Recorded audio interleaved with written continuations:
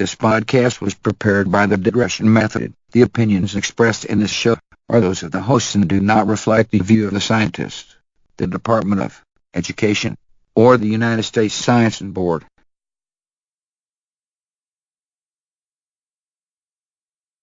Whenever life gets you down, Mrs. Brown, and things seem hard or tough, and people are stupid, obnoxious, or daft, and you feel that you've had quite enough.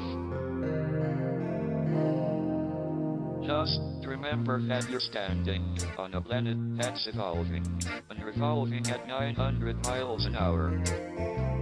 That's orbiting at 19 miles a second, so it's reckoned.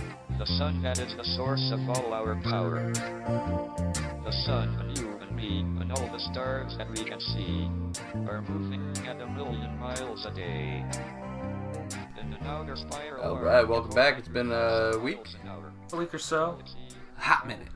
Yeah. But we're here. Back together. In the same room. It's much better Yeah, than any yeah. sort of phone calls every time. Yeah, it's nice all being together, coexisting. Yeah, it's nice. Yeah. Yeah. Coexisting is like... well, Getting ready for that hibernation. Yeah. You can't see it, but I'm like all furred out today. Yeah. Yeah, you look like we were talking about it earlier. I don't remember his name, but the rat guy in TMNT, which I can't believe. Master Splinter? Splinter. Splinter? Okay, yeah. I That's think what you it went is. for Splinter when we were talking about it, but you said Shredder, or I was like, no, it's not Shredder. It's not Yeah. Shredder. But yeah, It's Splinter. AJ's got some Splinter Yeah, I got gloves some on. Splinter It looks gloves. like he needs his cane and tell Leonardo to... Well, I don't have the Have much goatee more either. discipline. Like, I wish I could grow that Fu Manchu. Like, that's boss. But I It's don't. weird how a rat could have a Fu Manchu even though he's already covered in hair. It's like, oh damn, dude, you're just like extra awesome. He just like waited for like 20 years and then just shaved. He just shaved, like, and then everything else. and then everything grows naturally beyond that. So now there's just Like, I one like that area better. that's. He didn't. It's not like it's like a maintained piece of facial hair. It's like, oh, it's like I have long hair. If it's like I just cut a mullet into it and was like, there, I'm done. Exactly. Like, I didn't like trim it or. No, I had to make one time decision. Just give me a mullet. Bam! I want a Fu Manchu. Cut all of my hair back to it, just except for my mustache. and my goatee. Yeah. Crazy. So welcome. Yeah, I was gonna say welcome back. back. Digress on random stuff that you can't TMNT. see. On some TMNT. Yeah, we were just discussing too that we were like, we're not TMNT people. Like, Mutants in a half shot. I'm a TMNT person. I've got Yeah, a like- blanket and shit. I watched the cartoons. I watched the Saturday cartoons and Oh whatever. man, I grew up on those 80s movies though. Like, Jim Henson did a good job on those costumes. Of those, yeah. Oh man, the live action TMNT movies. oh, are dude, just so- I remember those. Yeah, They're those were intense. legit. Those were legit costumes. Yeah. Yeah. Yeah, there was like time travel in the Back one. in the They like day, go back to when like in old Star Wars, it's not special effects. It was all puppetry, Yeah. and that was like the best. It's so good. When you like can Jim get some Henson good wouldn't puppets. survive now. Like Yeah, Oh, yeah, they'd be yeah. like, I think so. Like, there's still a market for puppets. You look at Jeff Dunham. well, yeah, but it becomes more of a Yes, niche yeah, for market that, it's versus like- a necessary. Like you have to hit Yeah. a certain group versus back then. Like I was the best you got. Like if you wanted it to look real but not real, I was your man. it's like, well, if you can't make 4 turtles, ninjas, and talking in life size. Yeah. So it's like if you can't make it real, you Challenge go with the accepted. Exactly, I like that. Jim Henson's like, challenge accepted, and then next thing you know, You cannot they're not block me. perfect, but I mean, it's still not bad. I think of that little show Dinosaurs, where it's like that was all like Not the puppetry. mama. Yeah, no, I think that was Jim Henson too. Or Henson Creation. I don't know if it was Jim or his brother, but I think they were See, both in I have puppetry. no idea. I just know of that show. I've watched like a good few episodes, but not too many. I'm the baby, gotta love me. There's like that. That like was the show that literally made me have a fear for what was under my bed. Like that was the show. Really? Like if It you wasn't were- Goosebumps. No, it wasn't Goosebumps. That was the show because if you remember, it was like a creepy like area, like underneath like the baby's crib, and like that was the thing for me as a kid. That I was like, I don't want to look under my bed, not at night. Dude, if I do, I'm gonna get my head like chomped off. Like I literally know they're just like tentacles like underneath me right now. If I looked over the edge, like done. Yeah. Oh man. Yeah, that was it. There you Our go. old phobias. Well, welcome to. We've digressed twice. I just love it. Moving on to an article. University of California, Santa Cruz team. Oh, it's the current events again. Michael Loic, an environmental researcher there, has developed a greenhouse that is more energy efficient by combining solar panels with greenhouse technology. Ooh, so you're if you need a fan, you're powering it from a solar panel, and then you're just you're using the best air quotes solar panel, or not solar panels, but greenhouse panels, trapping heat and stuff more efficiently. Yep, pretty legit. Are they just making them, or can you can I buy one eventually? Oh, I'm sure. I think it's still in development at this point, but they've demonstrated basically that smart greenhouses can capture solar energy for electricity without reducing plant growth. So, ooh, so it grows your plants, it collects you energy. Yeah, you're growing plants, and you're powering it and generating energy. I love that stuff. That's and then nice. if I just like that because if they're using the solar panels, it makes me think of a couple episodes ago where I talked about they making solar panel The enhanced chemicals that are super better. So it's like, man, it just gets better and better. Well, and it all leads towards like the eventuality of like you're gonna need a greenhouse if you ever go to a different planet. Oh yeah. And if you they're have a growing plants greenhouse on the ISS like all the time. They're just trying to figure out what's going on, what does it do to it, and then obviously if you're going to Mars or something, or even on the moon, it's like, well, you can't generate your own food. You have to. That's the whole crappy thing about space travel right now is it's so expensive because it's like 10,000 or a ridiculous amount of money for 1 kilo per kilo to get to space. So you have to really limit everything. You have to freeze dry everything. You can't.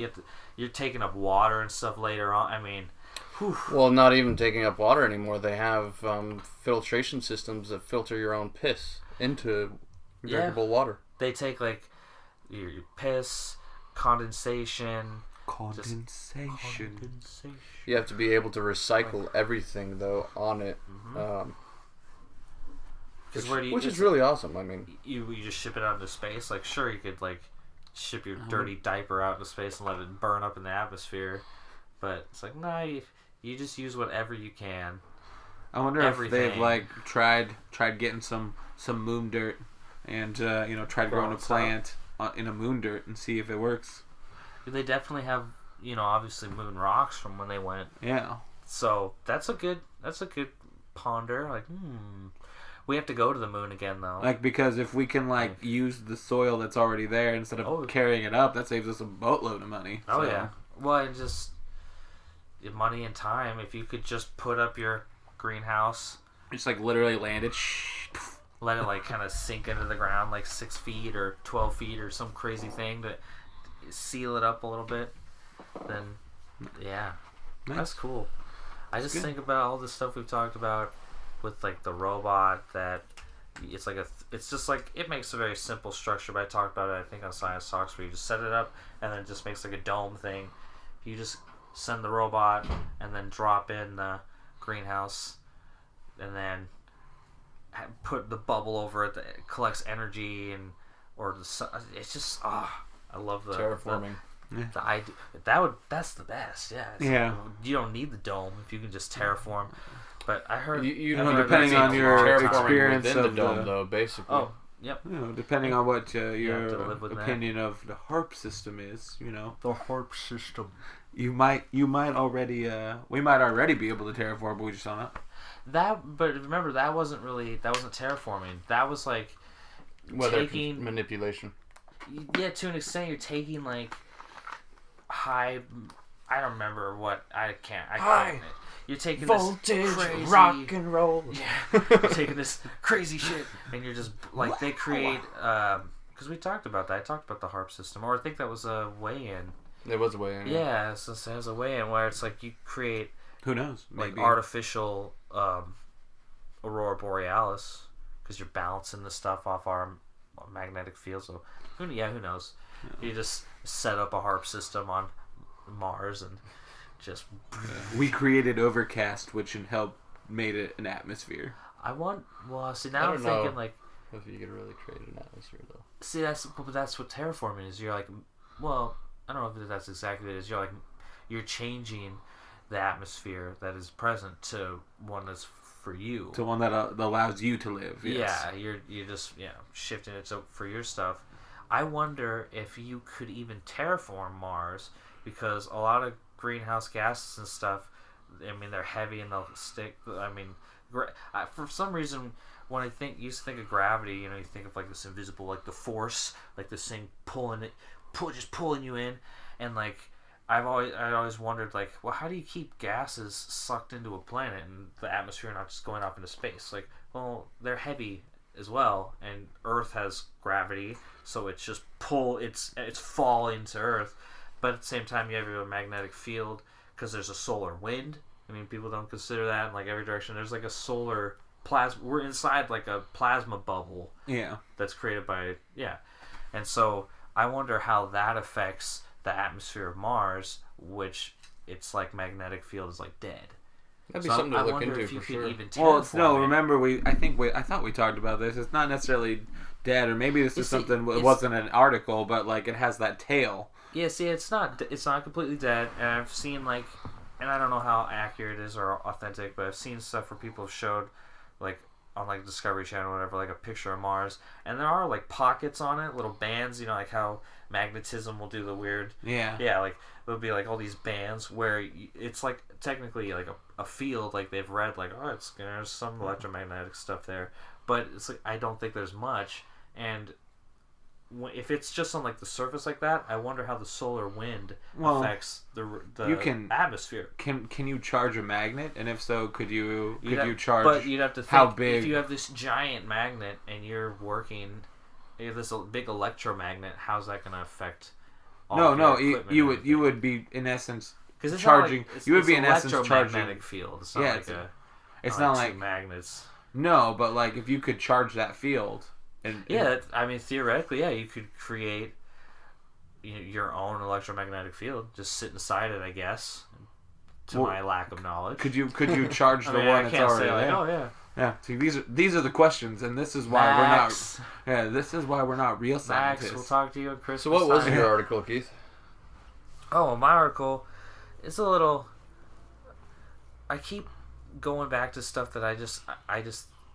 Well, it's not even really going back. We all pick stuff we think is so cool, and one thing about energy and stuff I think would be so. This article just really ties into some, the putting the solar panels on top of your house, optimizing the ability to generate energy. It's creating power out of nothing or seemingly nothing. Energy that's already in use. Yeah. Energy that's already in an energy field. It's mechanical.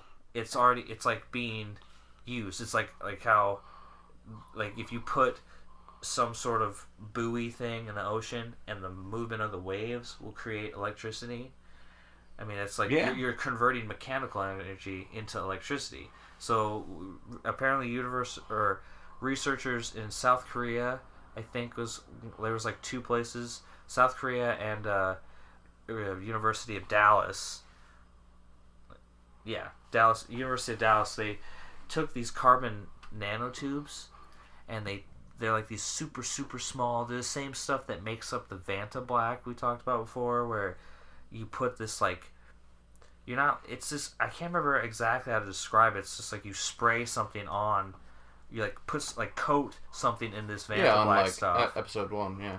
Yeah, and you coat this stuff in this, like you coat a 3D figure. The one thing I posted on there, I think, was like a face. Yeah. And you could see one that was 3D and one that was just covered in Vanta Black, and it absorbs 99% of the light. Oh, yes. So none of it comes back to your eye, so you don't see it. It's just invisible. But you could pick it up and touch it and go, yeah, these are 2 3-dimensional objects, but the Vanta Black stuff just absorbs all the light and none of it comes back to your eye, so it's just a 2D image that you can't see anything. So you would like turn it, and then you could see the nose. But yeah, they take that stuff and make these like filaments, I guess, and they twist them up and twist them up and twist them up, and they're like I think it said their diameters are more than 10,000 times smaller than a human hair.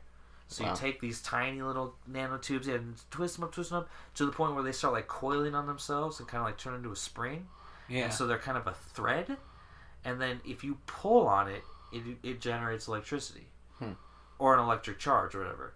So, and you kind of, it's in its infancy stages, of course. It's a research. So you'd have a machine doing this then. Yeah, they have these machines that wind it up super like crazy, and then they took it, and I'll post a link, of course, in the video. And just release the tension, and that generates it. Well, just pulling on it. Like, just it. There's a little video where it just shows these two things, and I think it's underwater, and there's like a little light, and it's just pulling on it, and then the light's like going off, and it's letting you know there's a charge.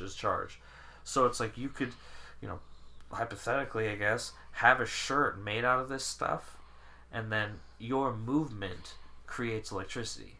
So you can charge your phone. Yes. Yeah. That's exactly what it was like. Well, you could charge your little Fitbit tracker that you're using or whatever. Or you could become the ultimate bionic man. You can put your shirt on, You just turn have on that. your electronic $1 million arms. Yep. We have the technology. We can build it. That That's Iron like Man better, thing, I just faster. think it could That's be like- so bad. That's like Juggernaut status, where like once I get going, I can't stop. Yeah, it's like, don't get me started. Don't get me started. Man, I love that, because one thing with energy I've thought about since, taking chemistry class or any science class, is how like if you believe in the Big Bang sent out all the energy, and it's still in use. It's still, we are using it by moving because we ate something that got energy from the sun.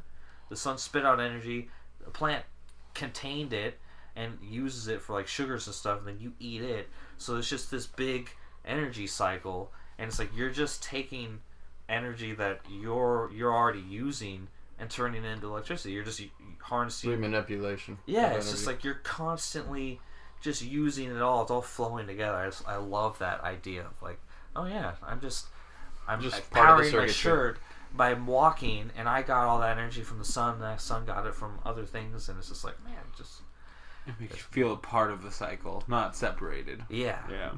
Everything is one. Like, I'm not just using now, I'm also giving as well. Alright, so what was your article, Agent? My article goes kind of back to my comment earlier about coexisting when we got off on our tangents. It was about the bugs that we live with.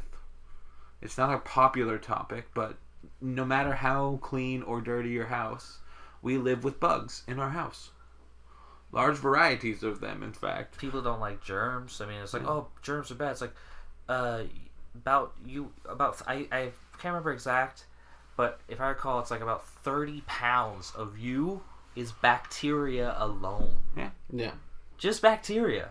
It's like, oh, wow. Speaking of 30 pounds, totally off subject, but I read an article recently about a guy who was constipated for 22 years, and they removed 30 pounds of shit from his large intestine. That's it? Wow. After 22 years? 30 pounds of poop, though. I mean, people do that. Oh, I hopped on the scale after I went to the bathroom and I lost 3 pounds. It's like, did you pee? Oh, yeah. That's where you lost your weight. Water's heavier than crap. Pee is heavier than crap. And so, 30 pounds. His intestines probably were like... Well, I heard that, like... A softball could just slide through them. I heard, like, your crap. intestines, though, like, on average, there's, like, 3 to 5 pounds worth of shit, like, in you at all times. That makes sense. Yeah.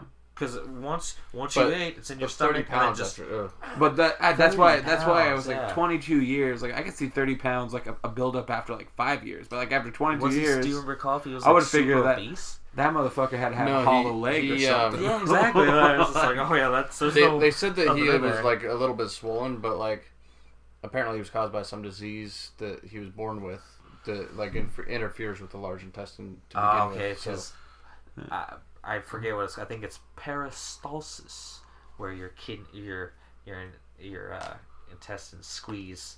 That's why it comes out.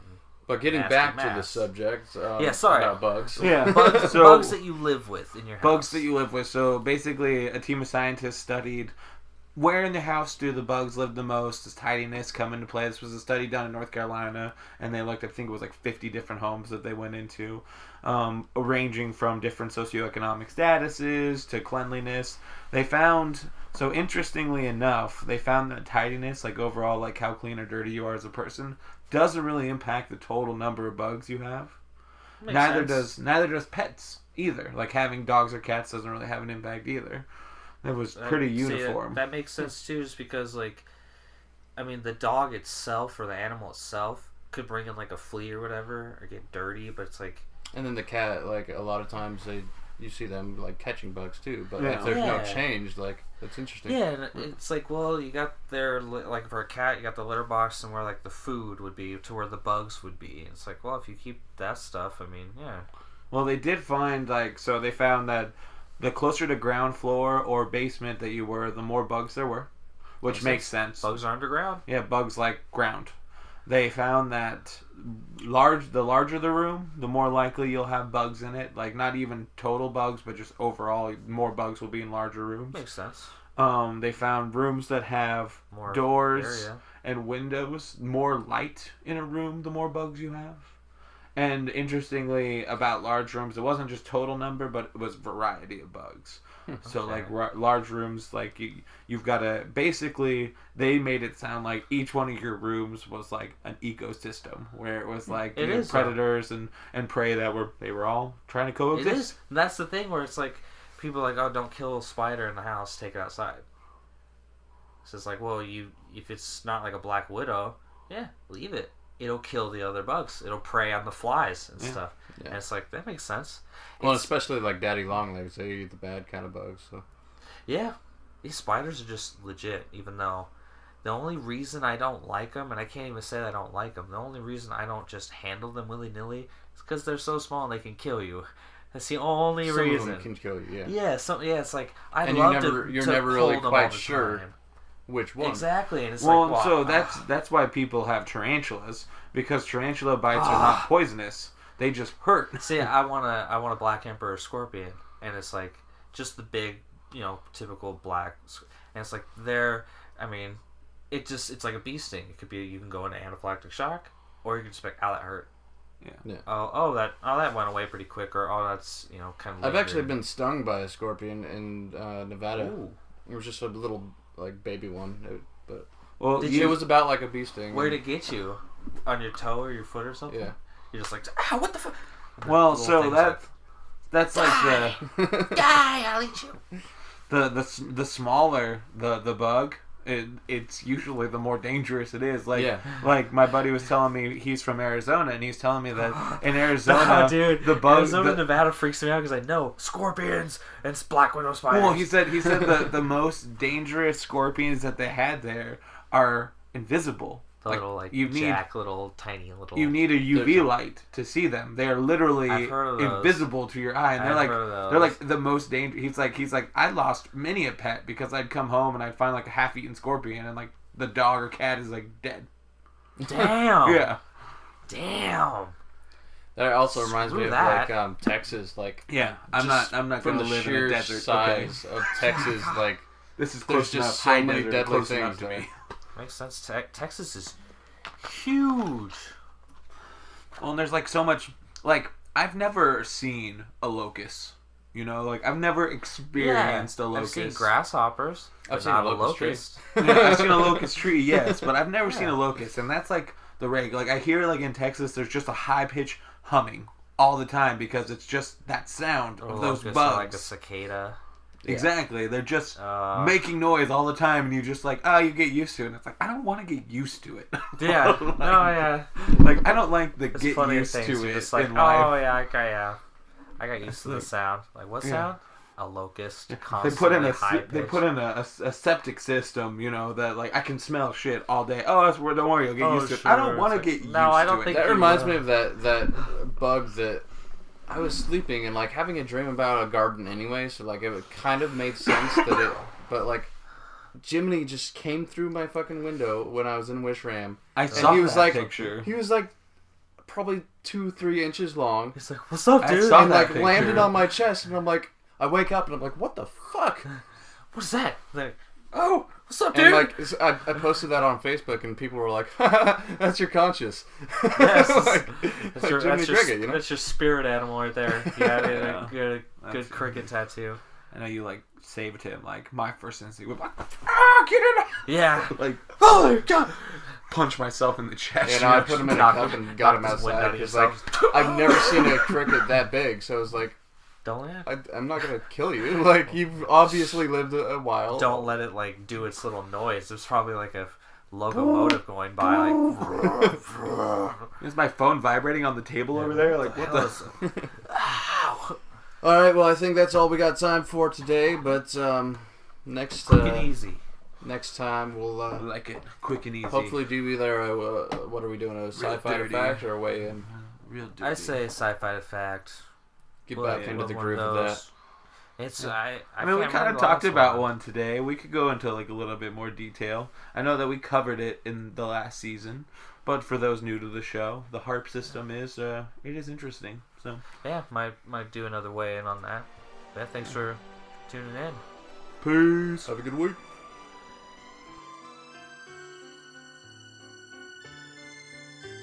Send any of your questions or comments to TheDigressionMethod@gmail.com. We're also on twitch.tv/TheDigressionMethod, SoundCloud.com/TheDigressionMethod, Facebook.com/DigressionMethod, Patreon.com/DigressionMethod, Twitter.com/Digression541.